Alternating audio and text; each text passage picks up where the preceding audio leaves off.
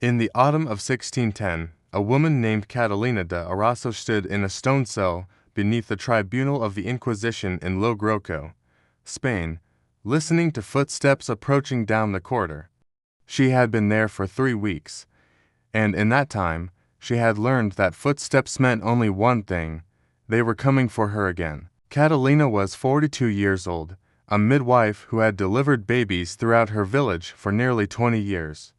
She was known for her skill at helping difficult births, for her knowledge of herbs that could ease pain and reduce fevers, for her steady hands and calm voice during moments of crisis.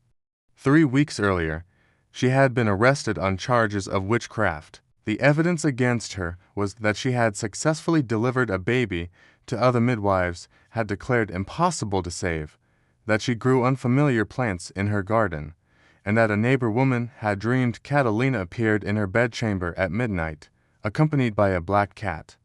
A dream, that was all it took. She had not been allowed to see her family since her arrest. She did not know what had happened to her husband or her 3 daughters. Were they safe? Were they being questioned? Were they next? The inquisitors had asked her the same questions again and again, circling back to her midwifery practices, to the herbs she used, to whether she had made pacts with the devil. She had denied everything. She had explained that her knowledge came from her mother and grandmother, who had also been midwives, that the herbs were common plants used for healing throughout Spain, that she had no connection to any demonic powers. But the inquisitors had not believed her. Or, perhaps more accurately, they had not cared whether her denials were true, because the Inquisition operated on a principle that made innocence irrelevant.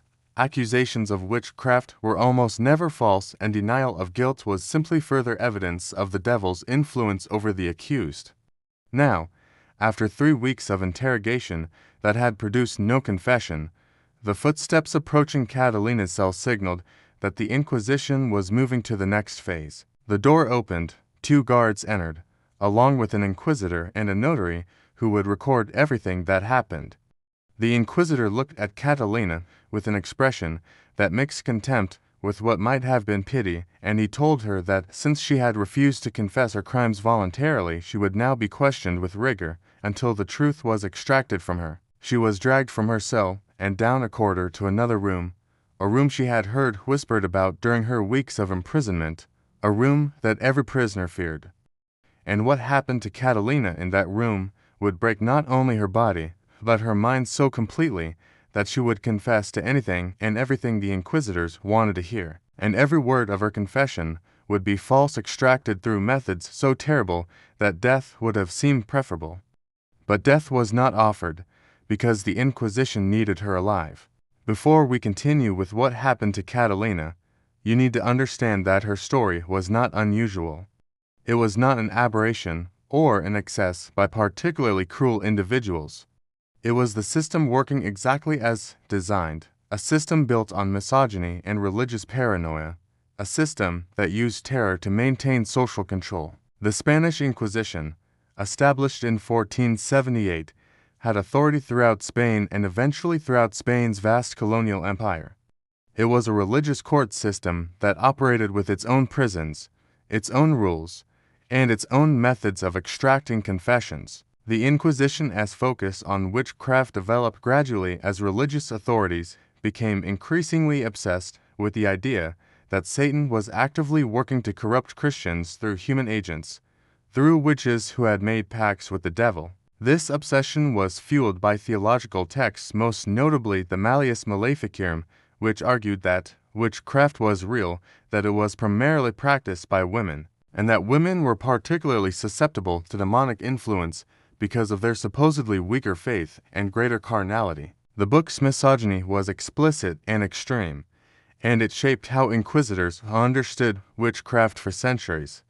If you want to understand how systematic persecution of women has functioned throughout history, how religious institutions have used accusations of witchcraft to control female behavior, how ordinary people can become instruments of horror when they believe they are righteous, then stay with this story.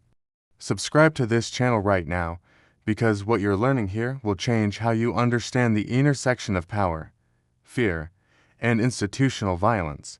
These are stories that need to be told, histories that must not be forgotten. The moment a woman was accused and arrested, her property was confiscated by the Inquisition.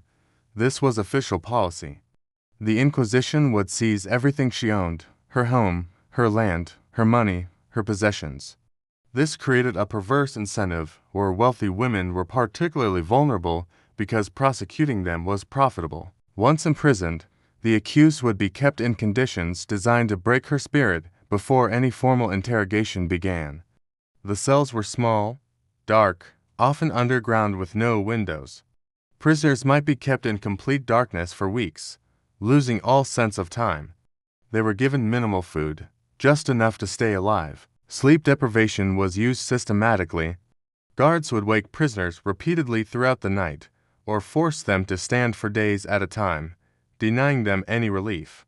Eventually, the woman would be brought before inquisitors for questioning and subjected to what they called tests, procedures designed to identify witches. She would be stripped completely naked and examined by male inquisitors searching for the devil's mark, any mole or birthmark that might be considered suspicious. The humiliation was intentional. The violation was the point. These examinations could last for hours, and they served not to find evidence, but to break down the accused woman's sense of self, to establish the inquisitor's absolute power over her body and her fate. What happened to women like Catalina in those torture chambers is documented in the records of the Inquisition itself, preserved in archives throughout Spain, recorded by the inquisitors who believed they were doing God's work. Thousands of women were destroyed by this system over more than 3 centuries, their knowledge dismissed as demonic, their independence punished as heresy, their very existence, women who dared to be skilled or different, transformed into evidence of evil.